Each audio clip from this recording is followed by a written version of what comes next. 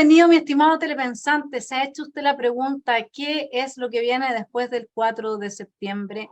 Yo creo que sí. Y probablemente sea una tensión mayor en el espectro político lo que vamos a presenciar. Con fuerzas centrífugas, fuerzas centrípetas, estamos en un momento de convulsión, en un momento crítico.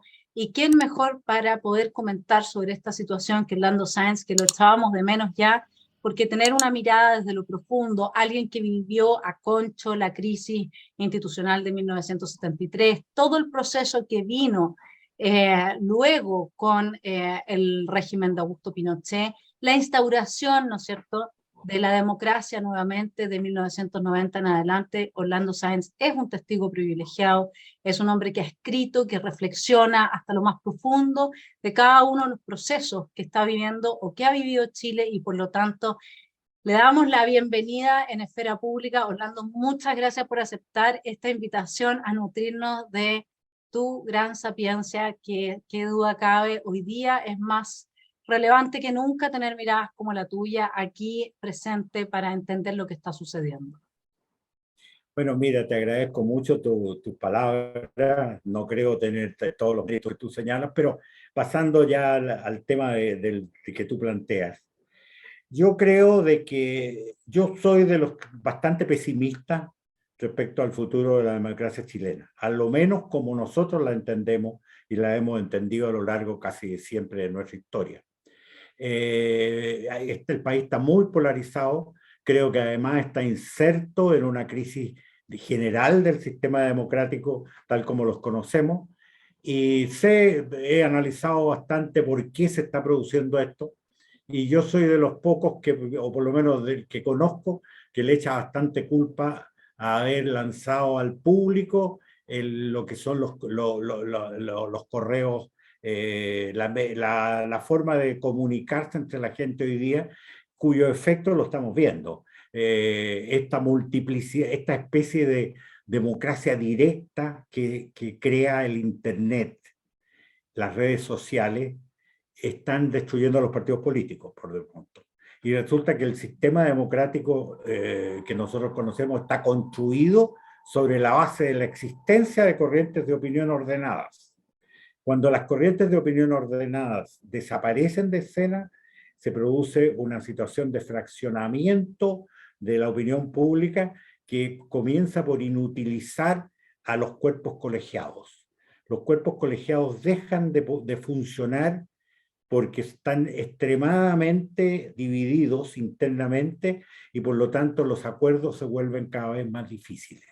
Y los cuerpos colegiados, y eso a todos los niveles, terminan siendo ineficaces para manejarse, y por lo tanto estamos ante un sistema crítico a nivel general, que en el caso de Chile están todavía agudizados por una serie de circunstancias, y sobre todo por circunstancias de tipo histórico. El trauma de lo que fue los 17 años del gobierno militar ha tenido efectos perdurables por 2 o 3 generaciones ya.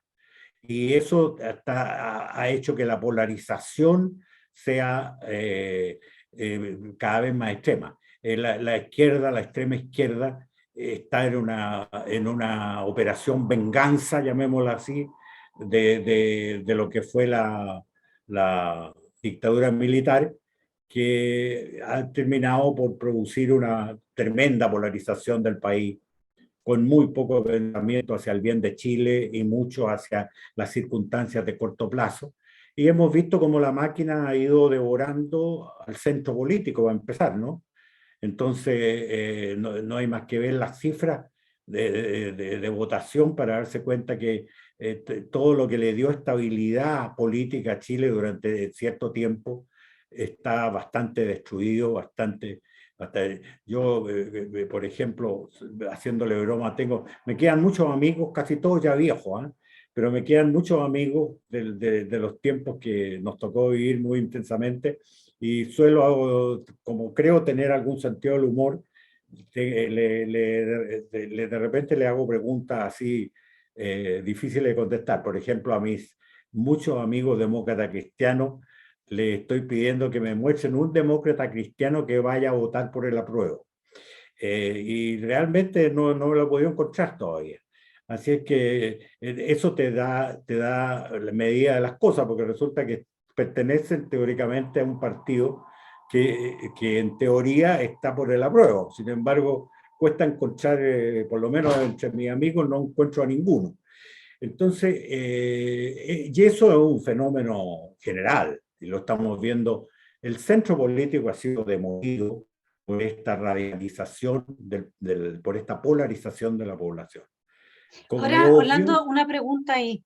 Eh, Escalona reconoce en un audio de hace 1 o 2 años atrás que la crisis de la democracia cristiana es una crisis de sus cúpulas, no es una crisis del partido en sí, que hay mucha gente demócrata cristiana y que simplemente las cúpulas, o sea, quienes están hoy día y quienes estaban hace 2 años también ahí en las posiciones de poder, no representan a la militancia. Y este es un tema, por eso me gustaría también matizar un poco tu análisis sobre las redes sociales, porque yo estoy de acuerdo contigo que genera dinámicas centrífugas muy importantes y que impide, por lo tanto, la consolidación, ¿no es cierto?, de una ruta a través de, uno diría, así un es. cierto colectivo, ciertas comunidades, partidos, etcétera, ¿no? Pero por otra parte, también, si uno lo analiza, los 30 años de democracia, fueron 30 años en los que nosotros ya mi generación hablaba de los dinosaurios de los partidos porque no había cómo sacarlos del poder.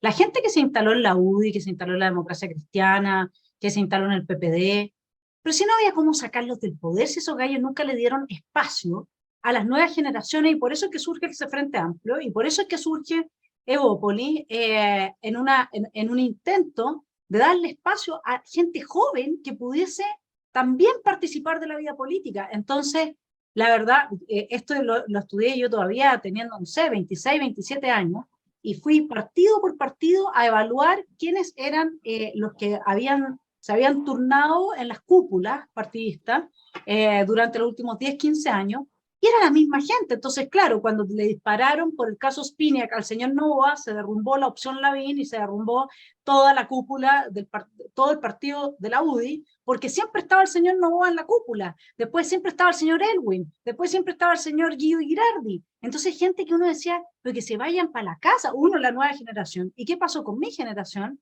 Quedó absolutamente silenciada, los que hoy día tienen 40, 45 años, no tuvimos ninguna participación en el mundo político. Entonces, evidentemente, cuando surgen estas redes y esta posibilidad a través de las redes de empezar a hacer una especie de fiscalización muy narcisa, si uno quiere, porque el problema no es la fiscalización, el problema es el lado narcisista en que cada uno apunta a que como a mí me ofendiste, entonces yo descargo sobre ti toda mi frustración y mi rabia y mi odio, y eso hace que se disgreguen entonces todas estas posibilidades de grupos políticos que avancen causas comunes en favor de Chile.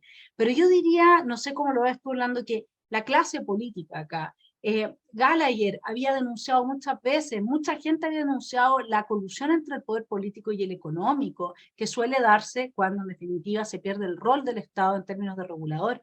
Entonces la crisis, yo diría que, yo no sé qué es primero. A mí me da la sensación de que primero es la crisis al interior de los partidos y luego es su manifestación y que se ha extremado, ¿no es cierto?, a través de las redes, y que hoy día parece imposible volver a armar un buque con un timón.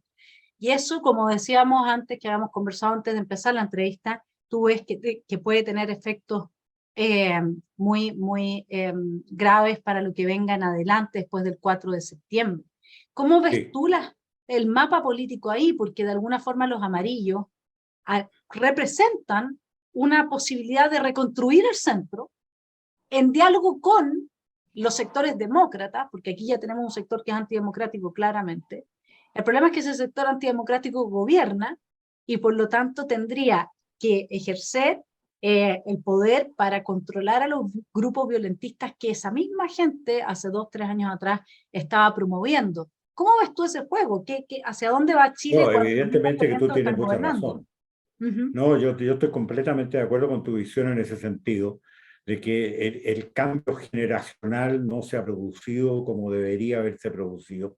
Y yo creo que eso está bastante ligado a un problema que para mí es muy de fondo, que es la crisis educacional que vive Chile. Nosotros estropeado el sistema educativo chileno ya por demasiadas décadas, y esto está produciendo una generación que está como desconectada del pasado, está como, ignora el pasado, no lo entiende y nadie se lo ha explicado debidamente. Entonces se produce este efecto de mistificación del pasado. Yo, por ejemplo, me asombro con las visiones que veo en la gente joven de proyectar lo que pasó hace no tanto tiempo. Yo soy viejo, pero todavía no eterno, y por lo tanto yo viví, por ejemplo, la crisis de Allende. Y veo cómo hoy día ven la crisis de Allende con perspectivas que uno dice, esto debe haber aparecido en algún libro de otro país, porque no tiene nada que ver con lo que pasó en la realidad, ¿no es cierto? Bueno, y lo peor es que esa juventud... Bueno, primero que todo hay que reconocer una cosa. En la historia siempre los jóvenes se han sabido abrir paso a los liderazgos. Entonces, nosotros nos tenemos que preguntar qué pasa en el mundo de hoy que es incapaz de construir arquetipos. No hay hoy día, parece que se paró la producción de figuras emblemáticas, de paradigmas.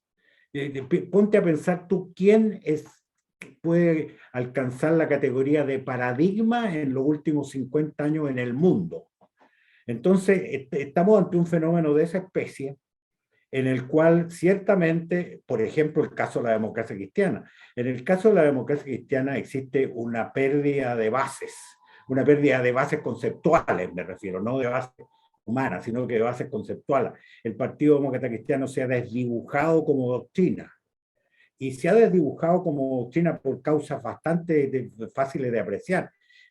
Ha coincidido con una crisis muy fuerte de la Iglesia. No podemos negarnos al hecho histórico de que la democracia cristiana es una creación de la Iglesia, y su fortaleza en un determinado momento es coincidente con ese liderazgo de la Iglesia, particularmente bajo los pontificados de Juan Pablo II, por decir algo así. Pero ocurre de que la Iglesia se hizo un lado de la democracia cristiana. Hoy día las democracias cristianas son huérfanas de la Iglesia. Y en esa pérdida de vinculación ideológica se ha perdido el programa inicial. El humanismo cristiano, ya tú ves demócratas cristianos declarados, incluso parlamentarios, altos parlamentarios, que tú te pones a pensar qué diablo tiene de humanismo cristiano este fulano o esta fulana. Y no lo encuentras porque no existe. Entonces, la verdad es que los partidos se fueron desdibujando. Además, nota tú otra cosa que es importante. En el panorama político hay dos partidos que deberían merecen un tratamiento no de partidos políticos, sino que de religiones, que son el marxismo-leninismo, el marxismo, y son la democracia cristiana. Esos dos partidos no son iguales a los demás partidos. Son partidos que responden a una concepción profunda del hombre, del ser humano, ¿no es cierto? Es la vieja confrontación entre los que creemos en un Dios creador y padre, y los que creen de que el universo no es más que una evolución de materia.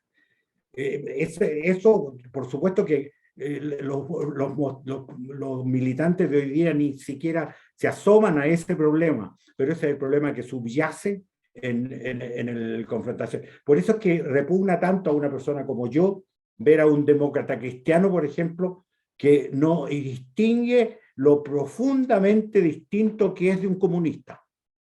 Y veo que se deja arrastrar mucho más por pelear a la izquierda, llamémoslo así, que por defender su concepto de humanidad, su concepto de lo que es el ser humano. Para el marxista, el ser humano es un producto intermedio, es una fase de una evolución de seres que no tienen trascendencia. Para el mundo cristiano, llamémoslo así, el ser humano es un producto final que tiene trascendencia, tiene tiene un cierto componente que es eterno, que no pertenece al mundo material. Esa diferencia es tan profunda que atraviesa la historia de la humanidad entera. Porque no nos olvidemos, los marxistas a veces, que en la gran mayoría de los casos son muy ignorantes. Yo he tratado de discutir con marxistas y me ha costado mucho encontrar tipos que realmente piensan de este tipo de problemas. Para el marxista, el ser humano no es trascendente, por lo tanto no tiene esa base moral que es lo que hay detrás de toda ética. De manera de que la destrucción, pero por otro lado, y ahí viene el gran drama, si la democracia chilena se va a tener alguna opción de salvarse, va a ser por el centro, no va a ser por los extremos. Si en Chile no somos capaces de reconstruir el centro, entendido no como una indefinición, si el centro no es una indefinición, la palabra está como mal elegida. Cuando se habla de centro siempre se piensa en un agua tibia. En un agua tibia, tipos que tiran para un ladito del otro, están ahí al medio, no son así terminantemente decididos. Y la realidad de las cosas es muy distinta. El centro es una posición humanista muy potente y que si no se reconstruye va a ser muy difícil salvar la democracia como la entendemos nosotros. Estoy de acuerdo, pero tengo una hipótesis respecto de esto que a ver si la podemos abrir acá. Para que algo exista tiene que, normalmente, entre los seres humanos al menos, poderse comparar y diferenciar de otras cosas. Eso lo usa mucho el marxismo y en su versión fascista, ¿no? Yo soy mujer, tú eres hombre, por lo tanto tú eres el dominador y yo, entonces yo me distingo de ti no por lo que yo soy como ser humano, que vendría siendo la posición humanista sólida, sino que yo me distingo de ti en términos de la enemistad que hay entre nosotros. Esa es una versión que es totalmente antihumanista, que es la marxista que se ha reflotado a través de Carl Schmitt, por parte de toda esta política identitaria que hoy día pone, incluso a través del concepto de igualdad sustantiva, por ejemplo, en la parrilla, arriba de la parrilla, los fundamentos de la posibilidad de que consideremos que un ser humano vale lo mismo que otro por el solo hecho de ser humano. O sea, en definitiva, tenemos hoy día estamos en un proceso de deconstrucción, que es lo que tú decías, en un contexto mayor también de crisis de la democracia muy importante. Ahora, dicho eso, yo creo, y aquí hay un rol que, porque tú le hablas más al centro, yo también soy muy partidaria de la existencia de ese centro y comparto ese humanismo cristiano muy potente, que también lo tienen ciertos sectores de derecha.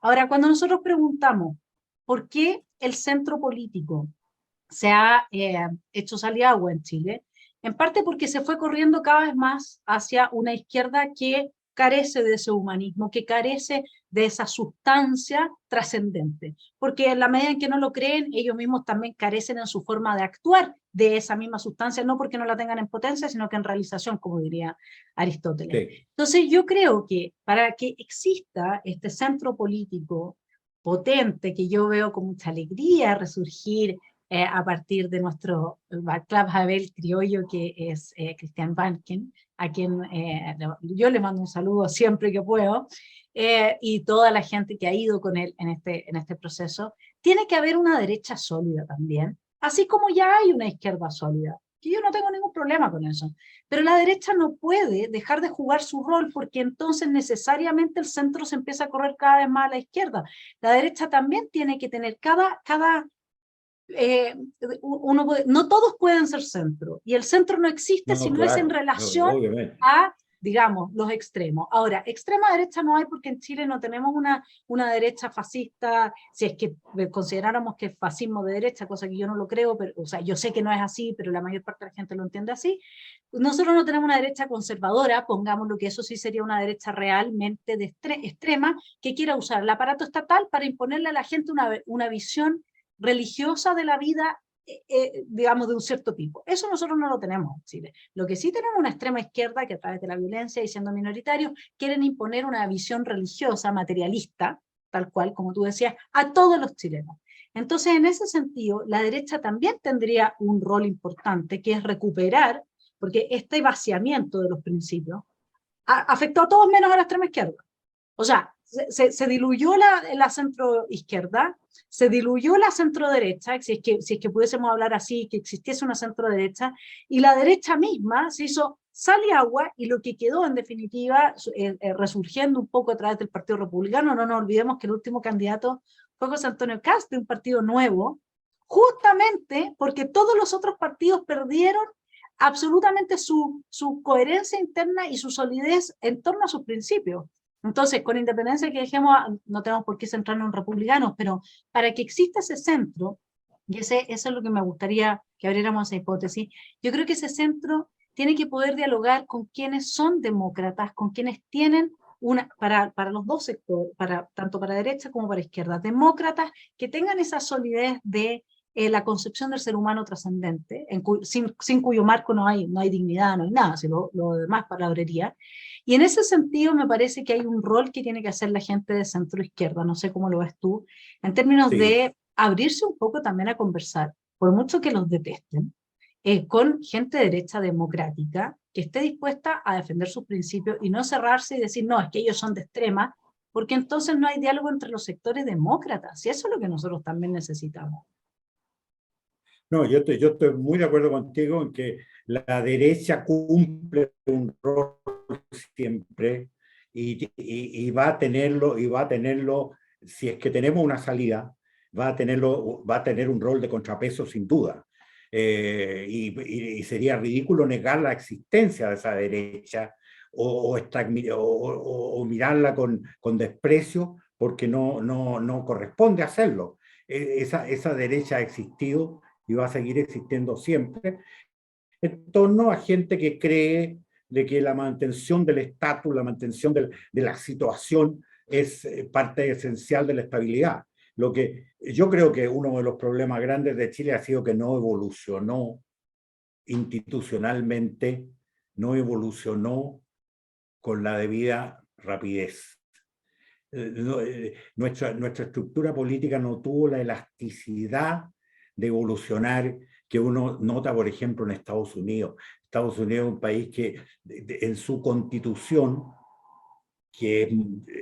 la constitución de Estados Unidos es lo que constituye Estados Unidos. Si tú quieres definir Estados Unidos, no lo vas a poder definir en términos geográficos, ni lo vas a poder definir en términos culturales. Lo tienes que definir como adhesión de un montón de gente a una constitución. La constitución en Estados Unidos es el alma es el definitorio de la nacionalidad.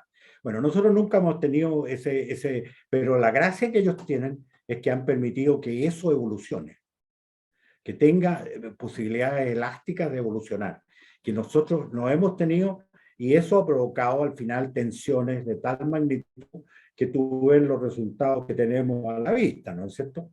Ahora, yo creo lo que tú dices es cierto. Aquí, si la democracia chilena se salva, va a ser porque se reconstruye un centro. Y ese centro no puede ser entendido como la izquierda. La izquierda define como derecha a todo lo que está, todo lo que está más allá de la democracia cristiana de izquierda. Todo el resto para ellos es derecha.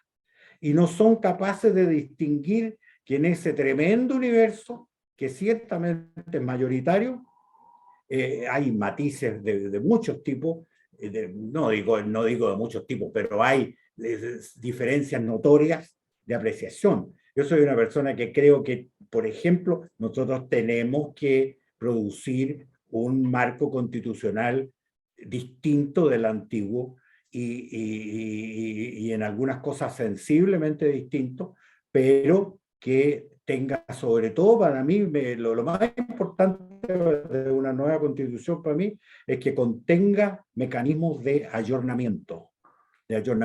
Cuando la sociedad cambia y uno pretende mantener estructuras que correspondieron a otra etapa de la sociedad, las tensiones se acumulan y tú tienes ejemplos históricos enormes.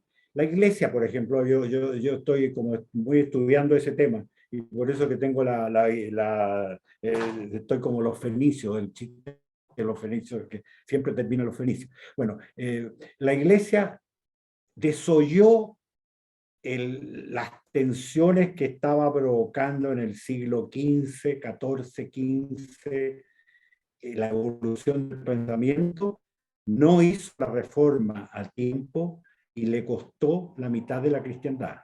Porque lo que no hizo, estalló, nació Lutero y se produjo una reforma a la mala, donde pudo, si hubiera habido sabiduría, donde pudo haber una reforma a tiempo.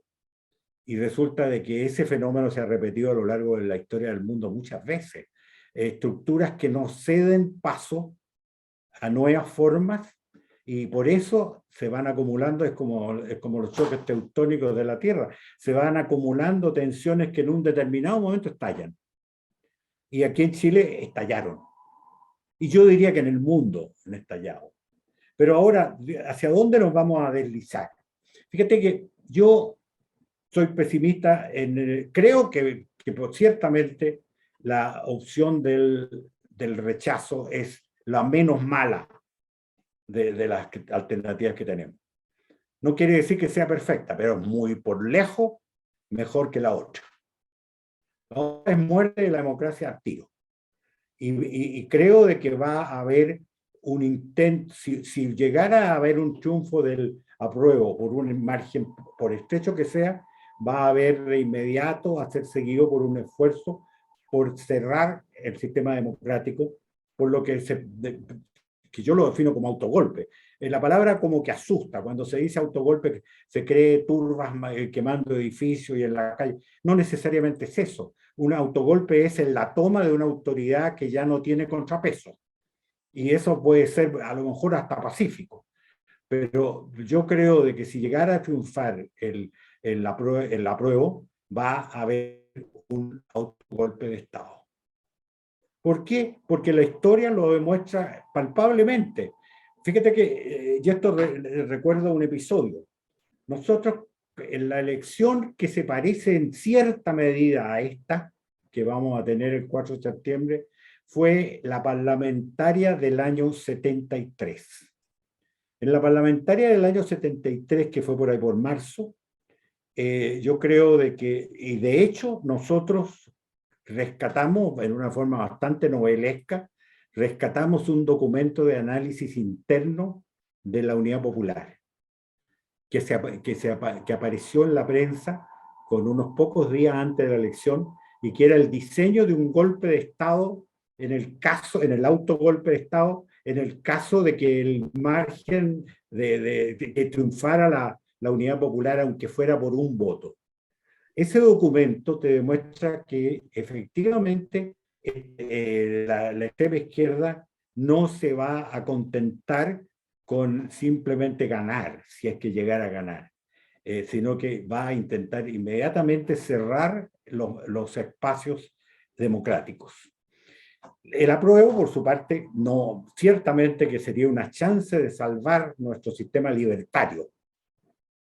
Y por eso es que la creo tan superior a la otra. O sea, Pero el rechazo, sí, es que pero dijiste eso la no quiere prueba, decir el que haya rechazo. un paraíso. Los problemas económicos de Chile son reales y los va a tener que enfrentar cualquier gobierno que venga. Y son graves. Y son muy graves porque se ha extremado el populismo en una forma que el Estado no lo puede soportar. El Estado chileno va a entrar en una crisis económica aguda porque se está comprometiendo a situaciones que no tiene forma lógica de solventar. Y por lo tanto, ese periodo de profunda crisis económica no se puede enfrentar con un gobierno cuestionado. No se puede, teniendo un poder limitado, la izquierda no tiene cómo manejar la situación económica que su propio populismo ha creado, unido a una crisis de carácter bastante general. Que ninguno de los dos son actores de lo que pasa en Chile. Se nos han superpuesto dos crisis, una crisis a nivel internacional, con una crisis mucho más aguda todavía de las tonterías que hemos hecho. Por ejemplo, yo pronto va a aparecer un artículo mío que, en una forma un poco irónica, Digo, Chile acaba de comprar el libro más caro de la historia. Yo estaba convencido hasta hace un par de meses atrás que el libro más caro que existía en el mundo era a lo mejor uno de los 4 ejemplares de la Biblia de Gutenberg que quedan completos en el mundo. Pero resulta que Chile batió el récord con el librito del proyecto constitucional. Ese es el libro más caro de la historia y que tiene grandes probabilidades de terminar alimentando chimeneas o usos peores todavía. Porque, y no hemos gastado ¿cuántos miles de millones de pesos en eso? Miles, ¿no es cierto? ¿Cuántas casas pudimos haber construido con lo que consumió la famosa circense convención Constituyente, sí. constitucional? Y lo peor del caso es que era tan previsible que eso iba a pasar. Si lo que da más rabia, oye, es ver cómo de repente los políticos abandonan la lógica más elemental. Cuando se diseñó el camino constitucional, que estamos culminando el 4 de septiembre, en teoría, uno no se podía explicar cómo gente culta podía inventar un sistema tan disparatado para producir una constitución. Era evidente, obvio, que esto iba a terminar en un desastre. Era el más elemental sentido común te lo demuestra. Y lo que más duele es que eso no lo hizo Boric, ni lo hizo la extrema izquierda. Eso lo hizo el gobierno teóricamente derechista de Piñera. Bueno, y sobre ese tamizado lógico, en Chile se hacen cosas absurdas, absolutamente absurdas. Se dilapidan recursos en una forma increíble. Da rabia pagar impuestos en este país porque uno no ve ninguna relación entre los mayores impuestos y los mayores servicios. Los mayores impuestos se piden nada más que para tapar hoyos y se piden para clientelas políticas, se pide para eso. Y por Dios que da rabia cuando uno cede recursos para votarse, para tirarse a la calle, como es lo que pasa en Chile. Mira lo que pasa en Argentina. Llevan 70 años o no sé cuántos ya de populismo y mira uno de los países más ricos del mundo, mira cómo está. Y sin embargo aquí la extrema izquierda sigue creyendo o aparentando creer en ese tipo de soluciones económicas que nunca han funcionado. Para ellos pareciera que la historia no existe. Nunca han funcionado. Ni siquiera han funcionado en los países que han mantenido bajo su férula por 80, 70, 80 años. ¿No es cierto? La Unión Soviética terminó en crisis económica. En última instancia, la caída no fue ninguna arma atómica del enemigo, ni fueron invasiones de ningún lado. Se implosionó el sistema, ¿no es cierto? Y en Cuba va a implosionar en algún momento. ¿Por qué? Porque no tiene sostén. Cuando tú tienes un régimen como el de venezolano, que reduce el Producto Geográfico Bruto a menos del 10% de lo que tenía antes, ¿qué puedes tú esperar de eso? ¿Qué puedes esperar? Que va a aguantar hasta que reviente. Ahora, Orlando, aquí hay un tema sí que desde este canal lo hemos tratado un par de veces, que es mi otra hipótesis. Nosotros en Venezuela tenemos una narcodictadura. La narcodictadura lo que ha hecho ha sido promover la existencia de espacios en que, producto de la ausencia del control estatal, bajan radicalmente los costos de la producción de la droga que se vende a Europa y Estados Unidos. Estas élites que se mantienen en el poder y que son capaces de capturar a través de la plata a ciertos grupos dentro de las Fuerzas Armadas, etcétera, a través de privilegios, concediendo privilegios, mantienen oprimidos a millones de personas y se mantienen viviendo bien y difícilmente van a caer como cayó la Unión Soviética, porque hoy día estas élites viven de la plata de los consumidores de drogas de Estados Unidos y de Europa. O sea, esos consumidores de drogas sostienen a el narcoterrorismo dentro de Latinoamérica, que bajo el manto de esta excusa de la nación indigenista está tratando de diluir la existencia de los Estados-nación para capturar todo este continente, para transformarlo en un gran campo de coca, etcétera, y bajar los costos de producción al punto de poder, tú sabes que lo que puede, lo que gana alguien producto de que la droga es ilegal, cuando logra posicionar la droga en el mercado, es tanto que te puedes con esa plata coimear a todos los políticos, a todos los jueces, a todo el mundo. O sea, pueden terminar Por capturando supuesto, a las por élites supuesto. políticas de todo Occidente, esta gente. Entonces, y eso es lo que a mi juicio, a través de este proyecto que incluso destruye las fronteras entre Chile y los países limítrofes, sobre todo esto, hay un artículo ahí en el proyecto de Nueva Constitución en que se habla de que donde hayan hermandades indígenas, de pueblos tribales en las fronteras, entonces ya pueden empezar a integrarse, etcétera. Eso tiene por foco Bolivia y la salida al mar de Bolivia, que justamente es uno de los productores más importantes de coca a nivel mundial. Entonces, hoy día lo que uno está viendo que está avanzando desde el socialismo del siglo XXI bolivariano, indigenista, con García Linera, etcétera, es un nuevo proyecto en que esa esperanza que uno tenía de que este tipo de régimen se desploma en algún momento o tiene que, como China, adecuarse e integrar el capitalismo, uno está empezando a ver que al parecer no se van a desplomar porque están siendo sostenidos por esta población de los países ricos que son consumidores de la droga, que es lo que ellos principalmente de lo que están viviendo, porque ya en Venezuela ni siquiera el petróleo, es esencialmente la droga. Entonces, ¿cómo ves tú ese avance acá? Acá en Chile hemos Sin duda tenido que también una llegada a los carteles que es un salvaje, ¿no?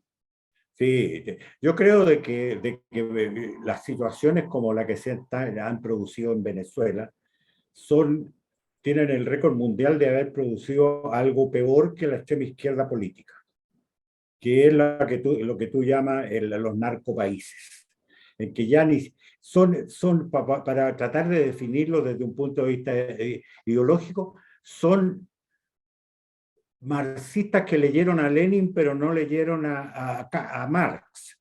Lo único que usan es la praxis que ha utilizado el comunismo en los países que se ha apoderado. Pero los comunistas por lo menos tienen el mérito de tener detrás una doctrina. Buscan un hombre nuevo. Yo estaba el otro día recordando, porque estoy escribiendo algunas cosas a futuro así, escribí un capítulo de lo que va a ser en algún día, si es que lo llego a terminar, un libro, La aventura cubana. Y en la aventura cubana cuento mi experiencia de Cuba y que naturalmente tiene su epílogo en la noche de conversación completa con Fidel Castro. Y en un momento dado de esa conversación, que yo nunca la he relatado entera porque además sería imposible por y la cantidad de temas, en un determinado momento yo le pregunté a él, oye, pero dime, ¿ustedes no son sensibles a los fracasos económicos que universalmente han tenido como regímenes? Tú que eres un hombre culto, por lo que estoy viendo, muy culto, ¿cómo puedes ser insensible al hecho de que jamás han tenido éxito económico en ningún país que hayan tomado? Entonces él me dice, mira, tienes razón, efectivamente nosotros somos un fracaso económico, pero el problema no está en lo que tú crees, porque no es nuestra meta ser un éxito económico, no es lo que pretendemos. Lo que pretendemos es crear un hombre nuevo. Lo que pretendemos es una mutación en el ser humano. Queremos que surja un hombre desprovisto de competitividad con sus semejantes, desprovisto del afán de progreso material, que entiende que es un elemento de un super ser que es el Estado, que es la masa. Bueno, esa es la meta nuestra, y por eso necesitamos el poder por largo plazo. El aferrarse al poder es el producto de que nuestro proyecto es un proyecto que exige una construcción de largo plazo. Y yo recuerdo que le dije, mira, en primer lugar yo soy profundamente escéptico de la construcción de ese hombre, porque creo que lo que tú estás pidiendo es un hombre que no es natural, es otra especie. Esa otra especie que a lo mejor se parece físicamente a la nuestra, pero no existe. Y él me dijo, el tipo era súper organizado, ¿no? En eso era deslumbrante el fulano. Me dijo, no, ha existido ese hombre. Y me citó un ejemplo, San Francisco de Asís. ¿No crees tú que es el hombre?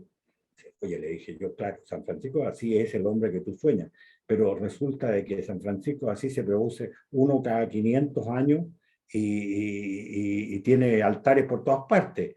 De ahí a que ese modelo se universalice, yo soy profundamente escéptico de que eso ocurra. Bueno, nos quedamos ahí, porque él seguía en su colorada, obviamente, y yo seguía en las mías, ¿no? Lo que no era fácil frente a él, ¿eh? De manera de que yo creo de que pasa eso. El comunista es un ser que está absolutamente convencido de que si no acumula el poder total antes de que la crisis económica, todos los regímenes marxistas son una carrera contra el tiempo.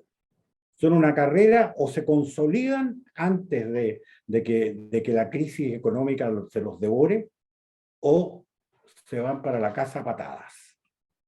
Y Y en por ese eso que... sentido, Orlando, tú dices, si gana la prueba, aquí viene un autogolpe, si gana el rechazo, ¿cómo ves la situación de que todos estos grupos que ya tuvieron una fuerte injerencia en el proceso desde el 18 de octubre en adelante, como los sindicatos portuarios, movimientos sociales extremadamente violentos, gente que estaba siendo asusada, han llamado primera línea, pero en realidad uno ve que hoy día son grupúsculos extremadamente empoderados que incluso a Boric van y en las calles le gritan traidor, amarillo, no sé qué. O sea, imagínate amarillo Boric, o sea, ahí ya estamos entrando en otro tipo de psiqui. Y uno se Sí. pregunta, bueno, ¿qué va a pasar si gana el rechazo con la violencia y con que un gobierno que está a favor de la violencia pueda o esté dispuesto a tomar el toro por las astas y ponerle un límite, porque aquí, digamos, podría pasar cualquier cosa, podemos juntarnos 5 personas y ir a quemarlo todo y no van a hacer nada. No sé, ¿cómo ves tú esto? Esto genera Mira, mucha... yo veo eso desde luego, bastante condicionado a la magnitud del resultado. Si el rechazo gana por 10 puntos, 12 puntos, es decir, yo creo de que el fenómeno va a ser mucho más sostenible que si gana por 2 puntos. ¿Me entiendes tú? Eso es incuestionable que si hubiera un resultado estrecho en favor del rechazo, lo más probable es que tuviéramos una noche terrible el mismo día 4 en la noche. Te digo, en que sin duda alguna probablemente los equipos de gobierno van a salir a decir que hubo fraude o qué sé yo qué. Bueno, hemos visto a Trump discutir cosas peores que esas, ¿no? Así que yo creo que un factor va a ser el margen. Y otro factor va a ser, yo no tengo al pueblo chileno por valiente, ¿eh? Te voy a decir. Yo viví el problema de que todos los días llegaban a esto. Si llega a ponerse fea la cosa para Allende, el pueblo va a salir y yo lo único que vi fue pueblo corriendo para esconderse debajo de la cama, empezando por los comunistas. Entonces no tengo tal visión de heroísmo de barricadas como la Comuna de París, francamente no creo que tengamos comunas de París aquí, con una diferencia importante, pero desórdenes sí, porque ha sido alentado. Hoy día no hay una frontera definida entre el delincuente que sale a saquear el supermercado en la esquina del que lo hace por algún motivo ideológico, ¿no es cierto? Pero yo dudo de que en un evento de triunfo del rechazo se puedan sacar multitudes como la que salió para el... ¿Tú crees que el día 18, creo que fue de octubre del 19, toda esa millonada de gente que salió, cuánta de ella realmente estaba protestando en la línea política? Yo creo que la gente, yo conozco un montón de gente que salió a pasear, que salió a ver qué pasaba, salió a la calle y claro, hasta bailó en la calle y qué sé yo. Esa gente no va a salir a defender un resultado de apruebo que se ha perdido, si es que llega a pasar. Por lo tanto, creo que va a ser una situación crítica, sobre todo si el triunfo es muy estrecho, el triunfo del rechazo. Pero no soy tan pesimista en el sentido de que un fenómeno... Además, ten presente una cosa. Un autogolpe nunca, es decir, cualquier apoderamiento del poder total requiere absolutamente la complicidad de las Fuerzas Armadas. No hay, no hay ninguna posibilidad de una revolución triunfante sin a lo menos haber neutralizado a las Fuerzas Armadas. Y aquí nosotros tenemos el hoyo negro de lo que son las Fuerzas Armadas. ¿Qué son las Fuerzas Armadas hoy día en Chile? Ni yo, que tengo hartos amigos militares, soy capaz de decirlo. No sé cuán cohesionados están, no sé cuán acobardados están. Los he visto hacer el ridículo usándolos como gendarmes con las manos amarradas. Y les debe doler, me imagino yo, que cuerpos que han sido, que su único objeto es la seguridad nacional, porque hay instituciones que tienen objeto único, ¿no es cierto? En las Fuerzas Armadas casi, no puede ser, no es absoluto, pero casi su objeto absoluto es la seguridad nacional. Sin embargo, tenemos las fronteras hechas un queso gruyere de agujeros, tenemos una guerrilla que cada vez es más grande en la Araucanía y que nadie para, y son cánceres que van a terminar con la seguridad. Tenemos un proyecto de parcelar a Chile en territorio y de no tener el derecho a defender la frontera del Estado, y que lo va a votar un montón de gente a favor, sin duda, de eso. Bueno, uno se pregunta en un evento así de confrontación civil, ¿qué van a hacer las Fuerzas Armadas? ¿Van a seguir en el limbo? Entonces, yo creo que Boric, creo que en lo personal voy a darte una opinión bastante controvertible, pero creo que para Boric el triunfo del rechazo puede ser la oportunidad política de demostrarse como un estadista. Lo dudo, soy muy escéptico de eso, pero fíjate que estoy en este momento estudiando en historia, porque yo vivo estudiando historia, o repasando historia. Estoy en este momento en la crisis de la República Romana y el principio del imperio. Y resulta de que estudiando bien a fondo el cuento, veo que Augusto se hizo dueño del mundo a los 35, 34, 35 años, ya no he sacado bien la cuenta, pero por ahí, ¿no es cierto? O sea, salió un monstruo de una cosa que no era para nada muy destacada. Augusto no tenía, Octavio no tenía el peso de un Pompeyo, de un Julio César ni de lejos, al momento de hacerse dueño del mundo, y sin embargo le dio 2 siglos de paz al universo de su tiempo. Presas son posibles, y yo creo de que pues, si gana el rechazo, Boric podría tener la oportunidad de transformarse en un gran hombre si es que logra controlar la situación post-plebiscito. Ahí se va a ver qué es, de qué color es verdaderamente el tipo. Yo en eso me reconozco haber sido un poco prejuicioso, pero que no es más, yo soy prejuicioso frente a él nada más que por estadística. Estadísticamente una persona con la trayectoria de él, con la educación de él, con la práctica laboral de él, no debería valer nada, o muy poco. Eso es una estadística. No es más que repasar la historia. Pero que la historia tiene sorpresa, que de repente uno de estos casos ocurre y que surge un gran personaje donde uno no lo sospechaba. Y por lo tanto, cruzo los dedos porque llegara a pasar una cosa así. ¿Qué mejor sería para Chile?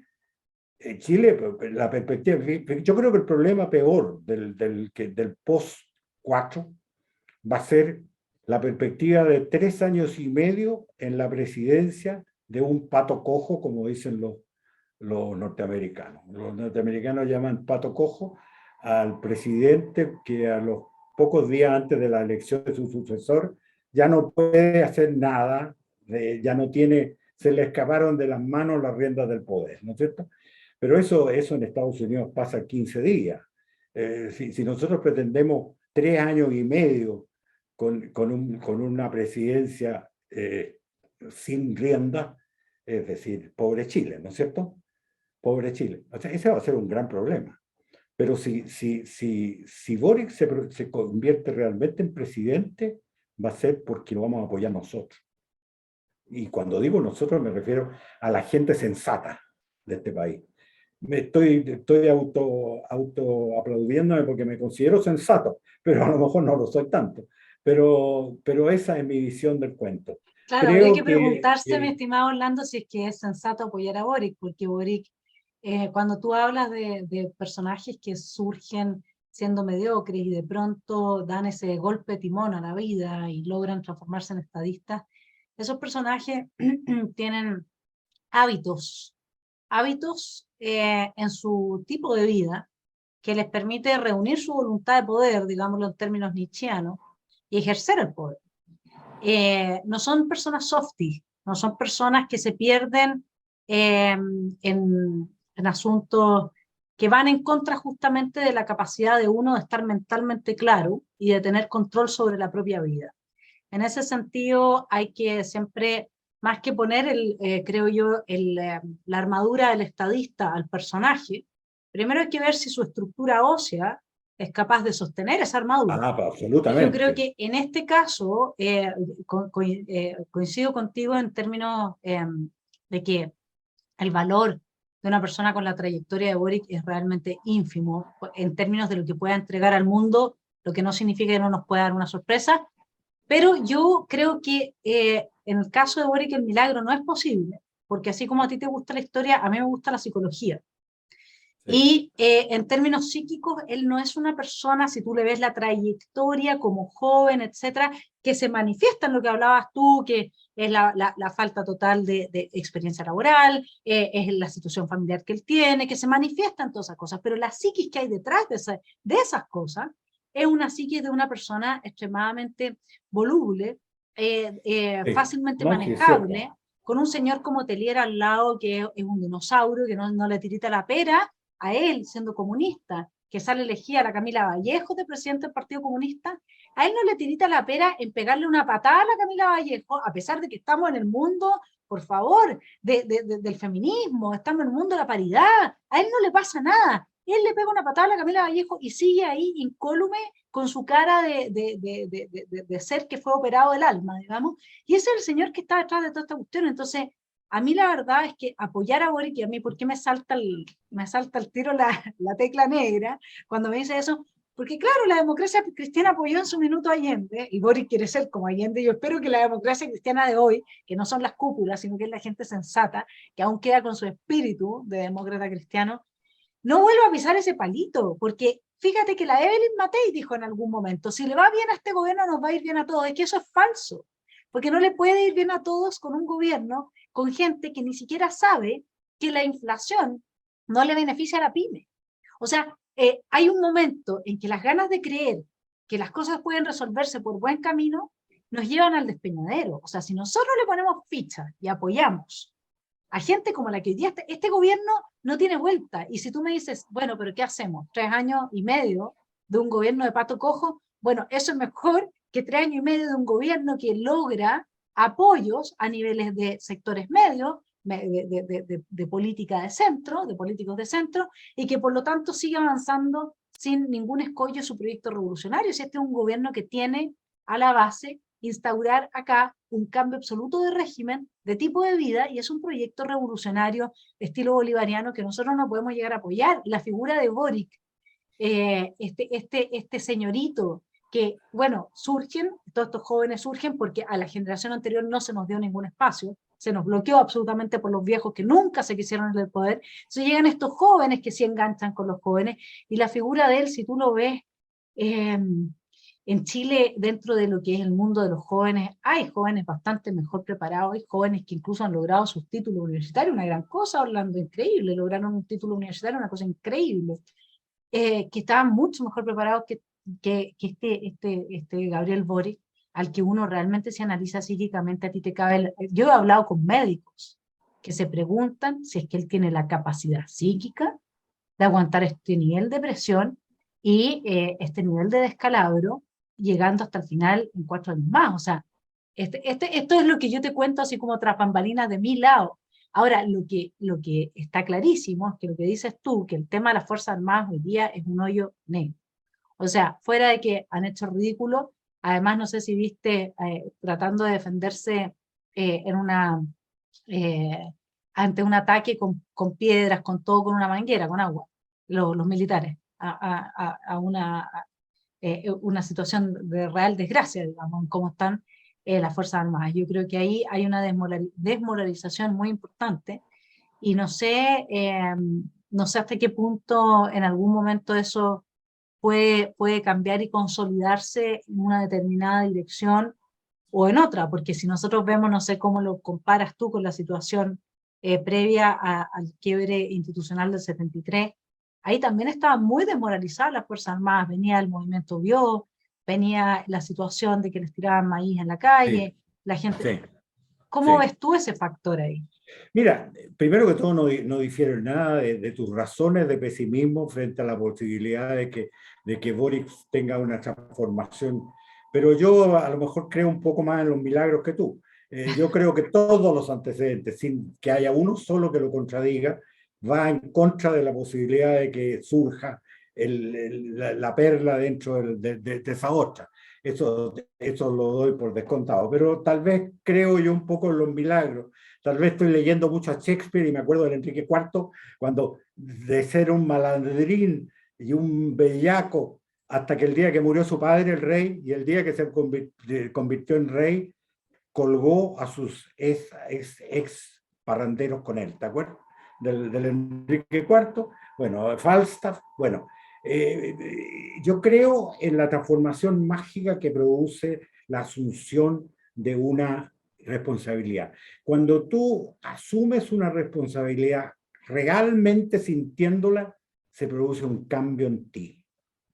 Y creo que me recuerda una frase que me dijo una vez don Eduardo Frei Montalva. Me dijo, usted no se puede imaginar lo que se siente cuando uno ha ganado la elección presidencial, cuando se siente ungido.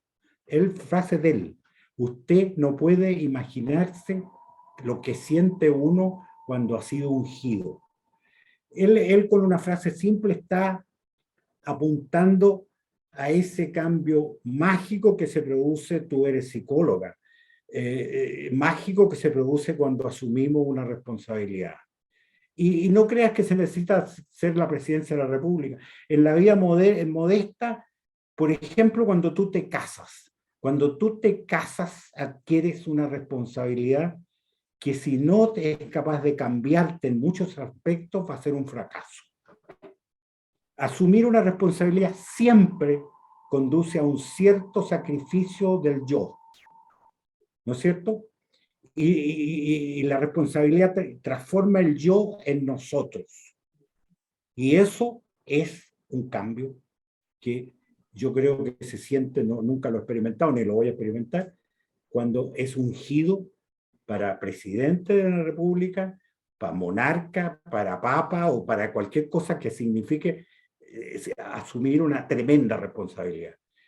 Boric no ha sido ungido. Boric no se ha dado cuenta que se transformó en presidente de la República. Todavía no sabe, porque no sabe lo que es el cargo. No supo lo que es el cargo. Pero en el caso de que tenga que enfrentar la disyuntiva entre irse para la casa o asumir, vamos a conocer una verdad. Vamos a conocer mucho más de la verdad de él. Eso es lo que yo pienso. Y con mucha escepticismo, me atrevo a soñar en que el milagro puede ocurrir. ¿Te puedo decir algo sobre los milagros? Yo tengo un amor por toda esa posibilidad de entender y de conocer. Hay un concepto que usaba San Pablo que es kairos. Tú sabes, nosotros los cristianos creemos en el libre arbitrio, ¿no? Entonces, Kairos es cuando desde el cielo se manifiesta una voluntad y nosotros con nuestro libre arbitrio nos disponemos a encarnar esa voluntad divina y a llevarla a efecto en este mundo. Eso se hace sin ego, se hace sin el yo, tú tienes mucha razón, porque que no sepa tu mano izquierda lo que hace la derecha, tiene que ver con que es Dios el que actúa a través tuyo. Pero para eso tú tienes que concebirte a ti mismo como un ser trascendente. Para eso, por eso tú hablas del milagro de casarse, el Eso es milagro de cierto, casarse eso es cierto. sí, y asumir la responsabilidad tiene que ver con que tú crees, al menos, que esa relación va a trascender en esta vida, va a llegar hasta el final de esta vida, o sea, va a trascender a todos los conflictos y las dificultades que se puedan presentar y se va a sobreponer a todas esas dificultades. Entonces podría ser una trascendencia inmanente, si tú quieres.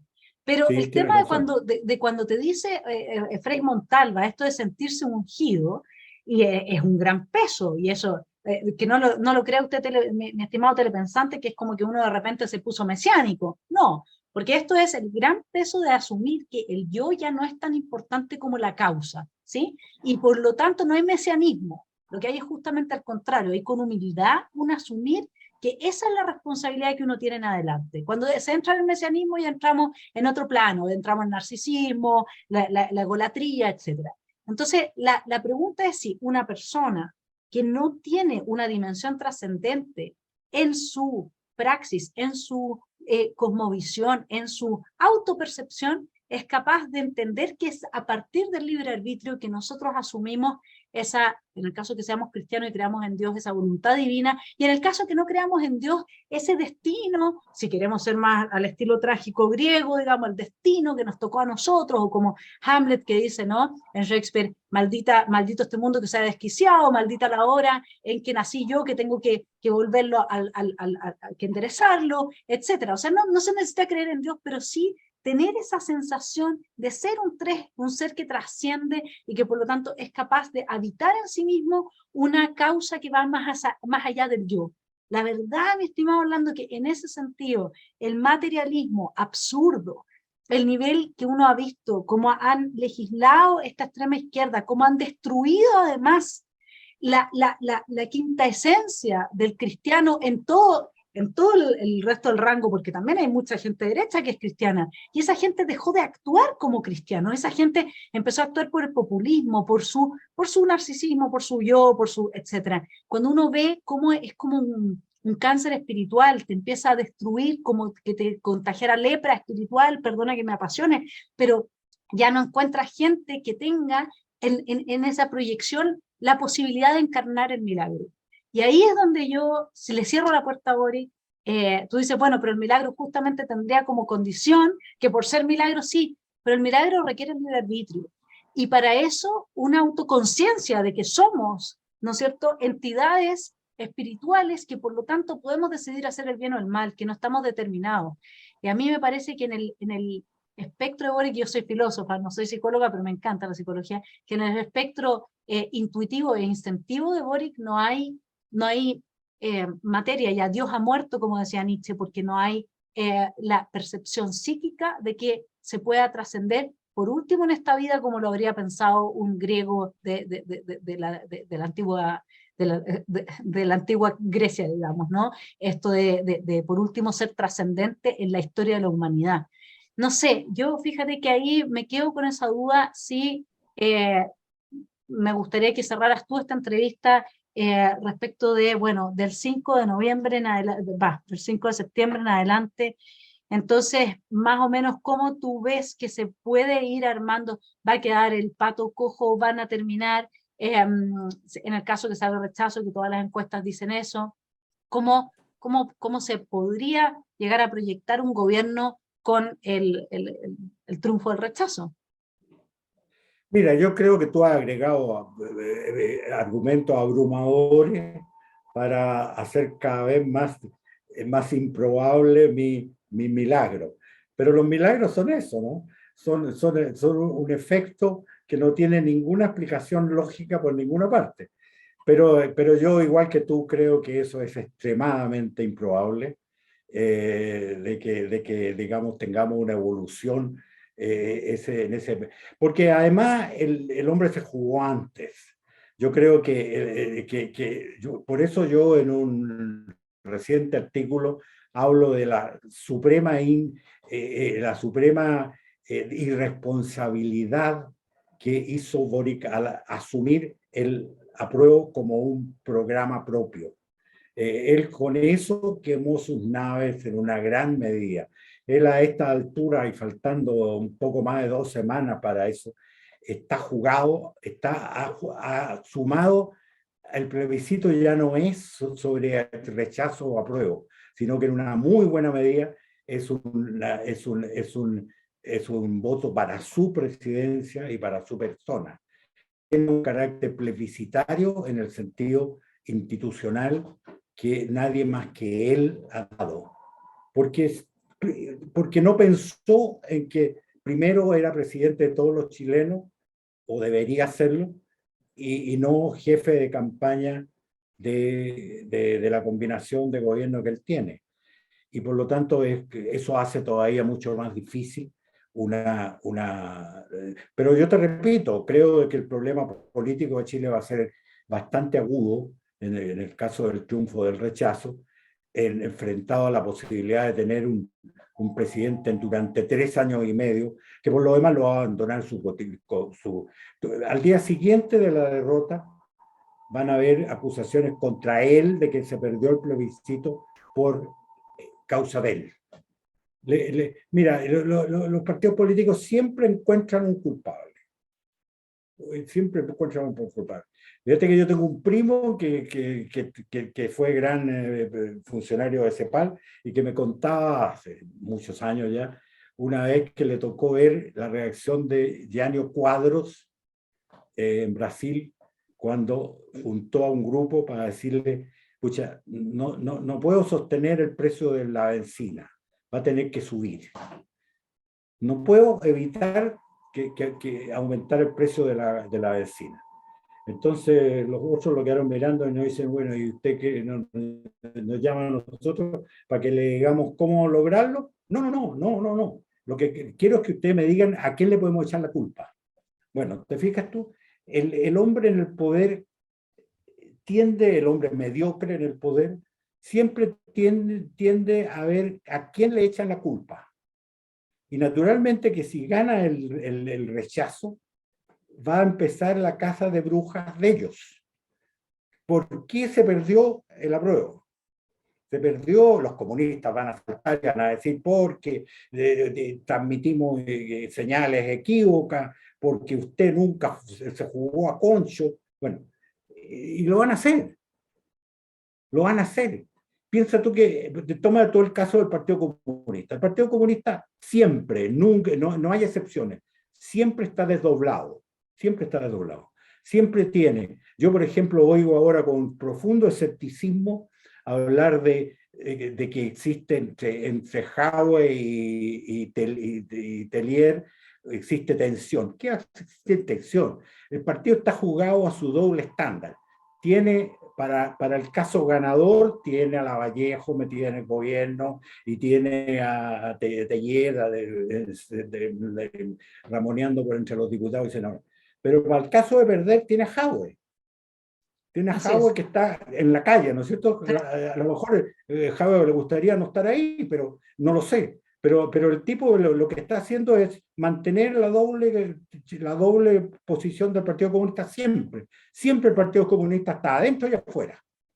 O está afuera entero o está adentro o afuera. ¿No es cierto? Solo cuando adquiere la dictadura está todo adentro. Pero mientras no alcanza el poder total, el Partido Comunista está siempre desdoblado. Siempre. Y siempre tiene carta en los dos lados. Y por lo tanto, ¿tú te imaginas cuál sería la reacción del Partido Comunista frente a una derrota de la prueba? El culpable, Lagos que no hizo tal cosa, la HL qué sé yo. La búsqueda de la casa de brujas empieza a tiro. Porque es no, y además ellos tienen a favor, Orlando, el tema de la crisis económica. porque ellos pueden, así como yo conozco al Partido Comunista, lo que van a hacer frente al deterioro de la calidad de vida de la gente, es decir, ven, porque no votaron a prueba, ahora no tienen los derechos sociales y no tienen lo que no, si hubieran votado a prueba, entonces esto es de nuevo, son los ricos que se están aprovechando y por eso a usted le está yendo mal, y la gente les cree el cuento. Entonces la crisis económica que viene, o sea, que ya está, pero que se va a profundizar, ellos la van a poder usar muy bien a favor de su discurso. Sí. No, en eso tienes razón. Yo creo que en el caso de que llegara a triunfar el apruebo, hay ciertos personajes de hoy del gobierno que si tienen dos dedos de frente van a decir, se acabó mi ciclo. Toma el caso de Marcel. ¿Qué haría Marcel en un triunfo del apruebo al día siguiente cuando haya un intento de tomar el poder total? ¿Qué se hace de su posición? Sí, se hace absolutamente inviable desde entrada. Bueno, yo creo que los economistas cuando llegan a puestos de responsabilidad política pierden totalmente el foco y creen de que las cosas no son como son. Y muy probablemente no se dé cuenta la infactibilidad en que cae su política en en ese caso. Y en la lógica debería irse para la casa, por voluntad propia. Pero que lo haga o no, bueno, eso ya depende de una dimensión personal, que yo por lo menos tú puede ser que tengas mejores ciencias que yo para prejuzgar qué es lo que puede ser el valor intrínseco del personal. Lo único que te sé decir que cuesta mucho decirle a un gobierno de sabe que más no estoy de acuerdo con usted. Yo lo hice, me costó harto caro, pero lo hice. ¿Por qué? Porque, bueno, porque, como me decía Jaime Guzmán, tú eres un egoísta. Entonces yo le digo, ¿y por qué soy egoísta? Porque has preferido la tranquilidad de tu conciencia al deber de hacer lo posible por que las cosas caminen mejor. Bueno, es un punto de vista, ¿no? Esa es una opción que está en el político como vocación, lo trata Max Weber. Orlando Sáenz, muchas gracias por esta excelente entrevista. Vamos a tener que volver luego a conversar porque nos quedan miles de temas en que profundizar. Qué agrado llegar hasta la médula de las cosas. Así es que has cumplido plenamente las expectativas y sin duda que los telepensantes agradecen que compartas con nosotros esa sabiduría que yo ya les contaba y les decía que es tan propia de Orlando. Muchas gracias por estar con nosotros en Esfera Pública. Gracias a ti, de todas maneras. Un abrazo. Un abrazo para ti. Chao. Chao.